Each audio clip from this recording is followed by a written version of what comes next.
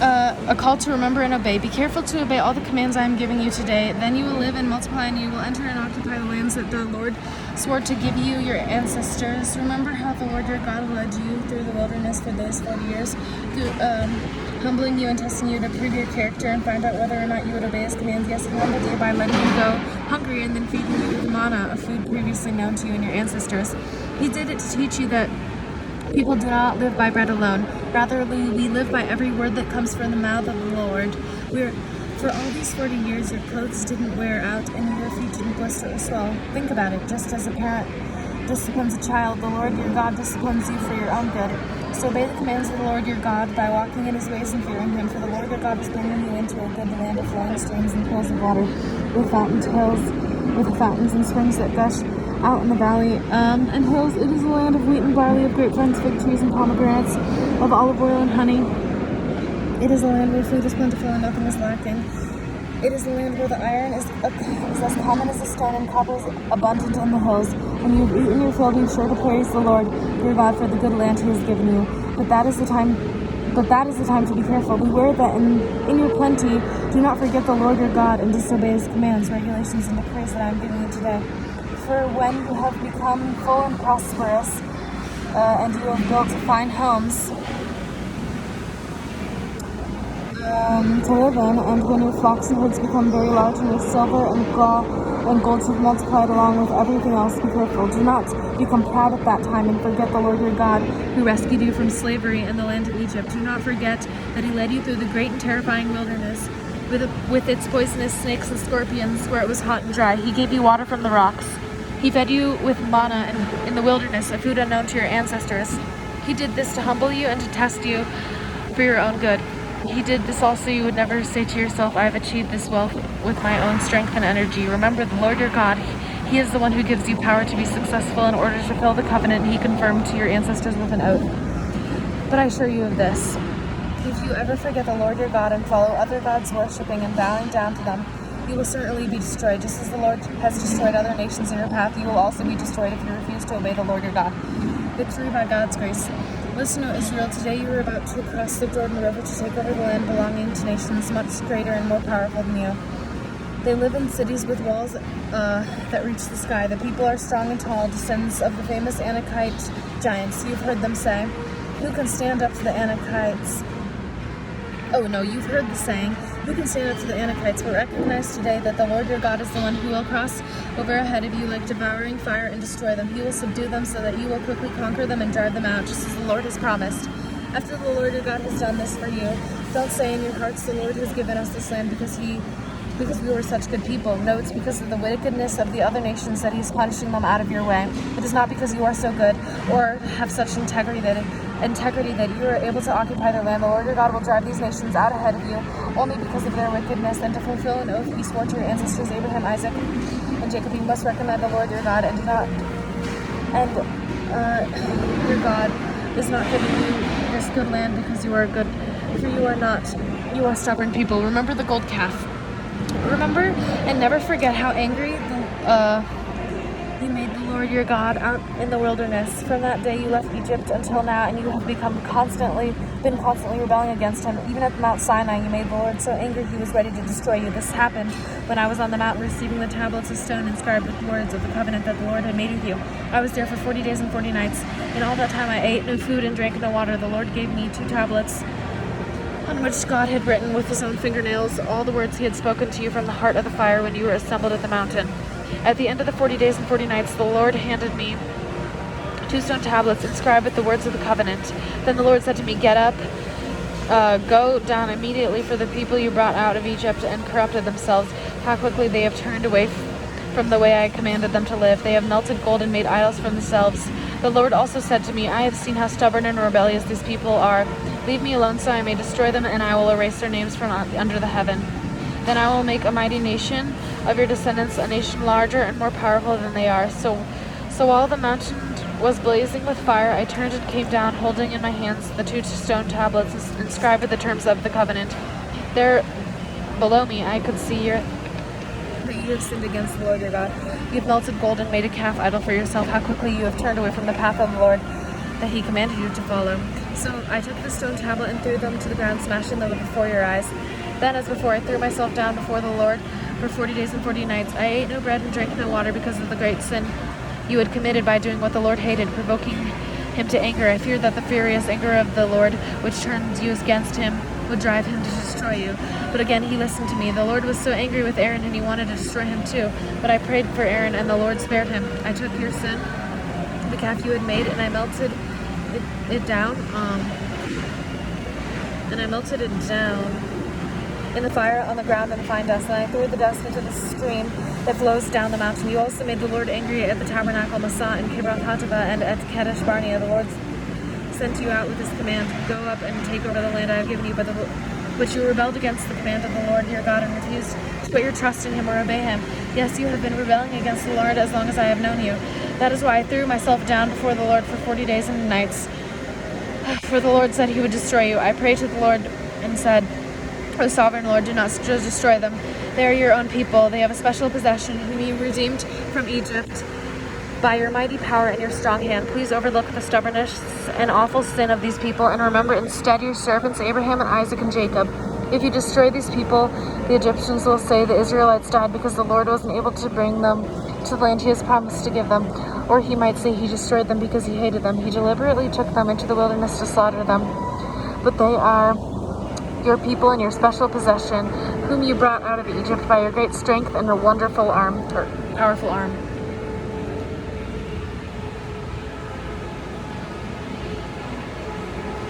I'm at the mall.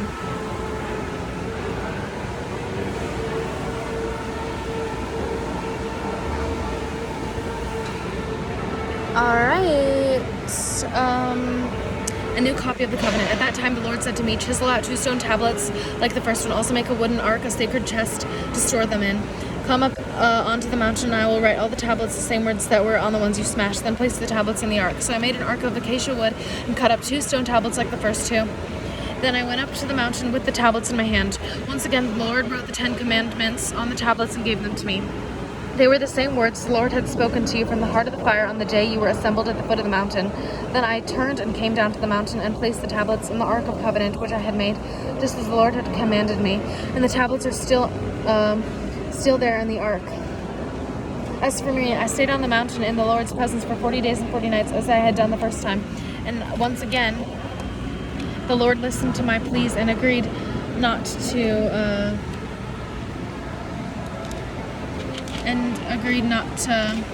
destroy you.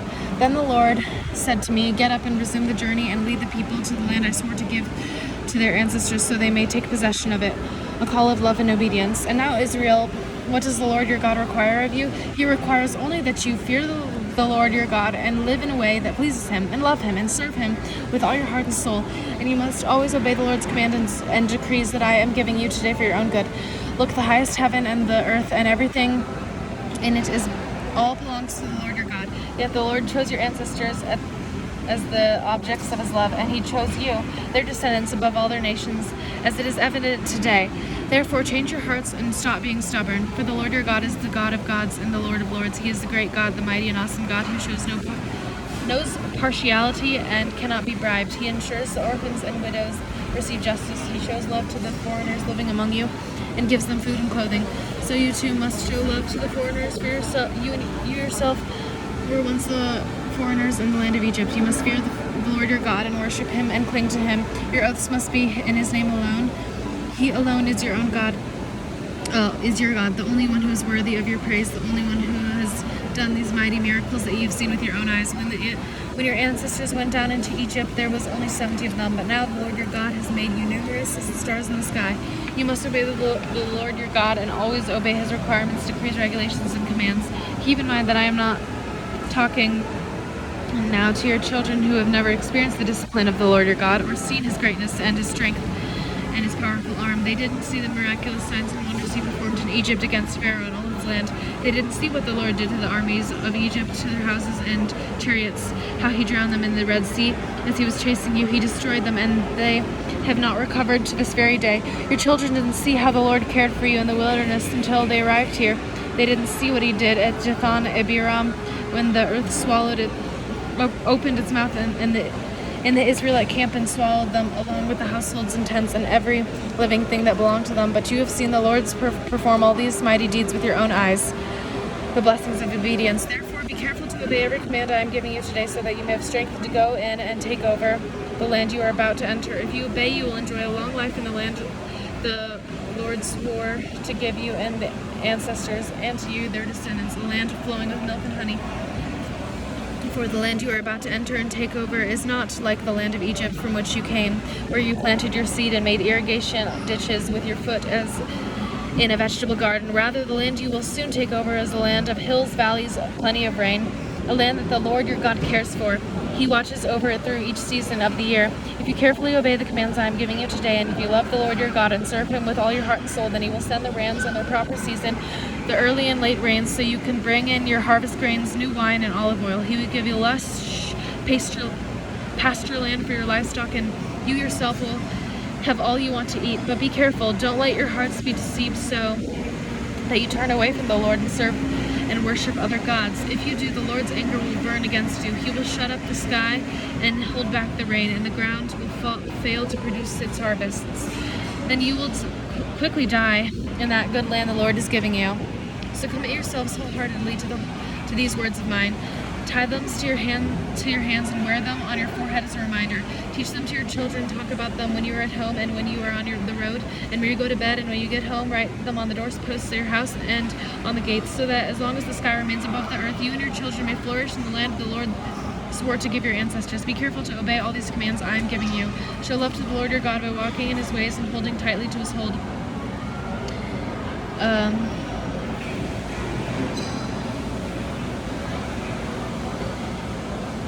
Then the Lord will drive out all the other nations ahead of you, though they are much greater and stronger than you, and you will take over their land. Wherever you set foot, the land will be yours. Your frontiers will stretch from the wilderness in the south to Lebanon in the north, and from the Euphrates in the east to the Mediterranean Sea in the west. No one will be able to stand against you, for the Lord your God will cause the people to fear and dread you, as he promised, wherever you go in the whole land. Look, today I am giving you the choice between a blessing and a curse. You will be blessed if you obey the commands of the Lord your God, and I am giving you today. But if you are cursed, you will be cursed if you reject the commands of the Lord your God and turn away from him and worship other gods and that you have not known before you. When the Lord your God brings you into the land and helps you take possession, you must pronounce the blessings at Mount Gerizim and curse Mount Ebal. For you are to cross the Jordan River to take over the land the Lord your God is giving you. When you take the land you are living in it, you must be careful to obey the decrees and regulations I am giving you today.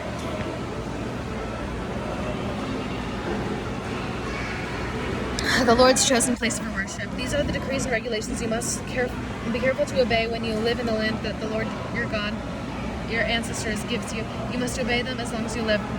When you drive out the other nations that live there, you must destroy all the places where they worship their gods, high in the mountains, up on the hill, and even under every green tree. Break down their altars and smash the sacred pillars, burn down the Asherah poles, and cut down their carved idols. Completely erase the names of their gods. Do not worship the Lord your God in the way these pagan people worship their gods. Rather, you must seek the Lord your God at the place of worship he himself would choose from among all the tribes, the place where his name will be honored. There you will bring your burnt offerings, your sacrifices, your tithes, your sacred offerings, your offerings to fulfill a vow, your voluntary offerings, and your offerings of the firstborn animal of the herds and flocks. These are there you and your family will feast in the presence of the Lord your God, and you will rejoice in all you have accomplished, because the Lord your God has blessed you. Your pattern of worships will change. Today, all of you are doing as you please, because you have not yet arrived at the place of rest, the land the Lord your God is giving you in special possession, as your special possession. But soon you will cross the Jordan River and live in the land that the Lord your God is giving you. When he gives you rest from all your enemies and you're living safely in the land, you must bring everything I command you: your burnt offerings, your sacrifices, your tithes, your sacred vows, and your offerings to fulfill a vow, to the designated place of worship, the place the Lord your God chooses for his name to be honored.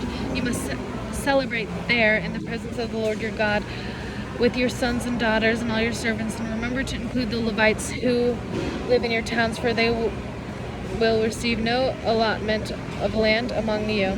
But be careful not to sacrifice your burnt offerings just anywhere you like. You must do so only at the place the Lord will choose within one of your tribal territories. There you must offer your burnt offerings and do everything I command you. But you may butcher your animals and eat your meat in any town wherever you want. You may freely eat the animals with which the Lord your God blesses you. All of you, whether ceremonially clean or unclean, may eat that meat just as you now eat gazelle and deer, but you must not consume the blood. You must pour it out on the ground like water, but you must not eat your offerings in your hometown, neither the teeth of the grain and the new wine and olive oil, nor the firstborn of your flocks or herds, nor any offerings to fulfill a vow, nor your voluntary offerings, nor your sacred offerings. You must eat these in the presence of the Lord your God at the place he will choose. Eat them there with the children, your servants, and the Levites who work in the town, celebrating the presence of the Lord your God all you do. And be careful not to neglect the Levites as long as you live in your land. Got some weird guys coming up. Sorry, I'm not sure. When the Lord your God expands your territory as he has promised, and you have the urge to eat meat, you may freely eat meat whenever you want. It might happen as at the designated place of worship, the place the Lord your God chooses for his name to be honored, is a long way from your home. If so, you must butcher any of the cattle, sheep, or goats that the Lord has given you, and you must freely eat the meat in your hometown as I have commanded you. Anyone, whether ceremonially clean or unclean, may eat the meat just as you now do with the gazelle and deer, but never consume the blood, for the blood is the life, and you must never consume the life blood with the meat. Instead, pour out the blood on the ground like water. Do not consume the bloods, so that all may go well with you and your children after you, because you will be doing what pleases the Lord. Take your sacred gifts and your offerings given to fulfill a vow to the place the Lord chooses. You must offer the meat and blood of your burnt offerings on the altar of the Lord your God. The blood of your other sacrifices must be poured out on the altar of the Lord your God. But you may eat the meat. Be careful to obey all my commands, so that all will go well with you and your children after you, because you will be doing what is good and pleasing to the Lord your God. When the Lord your God goes ahead of you and destroys the nations, and you drive them out and live in their land, do not fall into the trap of following their customs and worshiping their gods. Do not inquire about their gods, saying, how do these nations worship their gods? I want to follow their example. You must not worship the Lord. You must not worship the Lord your God the way the other nations worship their gods, for they perform for their gods every detestable act the Lord hates. They even burn their sons and daughters as sacrifices to their gods. So be careful to obey all the commands I have given you. You must not add anything to them or subtract anything from them. A warning against idolatry. Suppose there are prophets among you, or those who dream dreams about the future, and they promise you signs or miracles, and they predicted signs or miracles that may occur. If they then say, come, let us worship other gods you have not known before, do not listen to them. The Lord your God is testing you to see if you truly love him with all your heart and soul. Serve only the Lord your God and fear him alone. Obey his commands, listen to his voice, and cling to him. The false prophets or visionaries who try to lead you astray must be put to death, for they encourage rebellion against the Lord your God, who redeemed you from the slaves and brought you out of the land of Egypt. Since they tried to lead you astray from the way the Lord your God commanded you to live, you must put them to death. In this way, you will purge the evil from you. Suppose someone secretly entices you, even your brother, your son, or your daughter, your beloved wife, or your closest friend, and says, let's go worship other gods that neither you nor your ancestors have known. They might suggest that you worship the God of peoples who live nearby, or who come from the ends of the earth. But do not give in or listen. You have no pity, and do not spare or protect them. You must put them to death. Strike the first blow yourself, and then all the people must join. Stone the guilty ones to death, because they have tried to draw you away from the Lord your God, who rescued you from the land of Egypt, the place of slavery. Then all of Israel will hear about it and be afraid, and no one will act so wickedly again. When you begin living in the towns the Lord your God is giving you, you may hear the scoundrels among you are leading their fellow citizens astray by saying, let us worship other gods you have not known before. In such cases, you must examine the facts carefully. If you find that the report is true and such a detestable act has been committed again among you, you must attack the towns and completely destroy all its inhabitants as well as all the livestock. Then you must pile all the plunder in the middle of the open square and burn it. Burn the entire town as a burnt offering to the Lord your God. The town must remain a ruin forever and may never be rebuilt. Keep none of the plunder that has been set apart for destruction. Then the Lord will turn from his fierce anger and be merciful towards you. He will have compassion on you and make you a large nation, just as he swore to your ancestors. The Lord your God will be merciful only if you listen to his voice and keep all his commands that I am giving you today, doing what pleases him. Starting 14 tomorrow.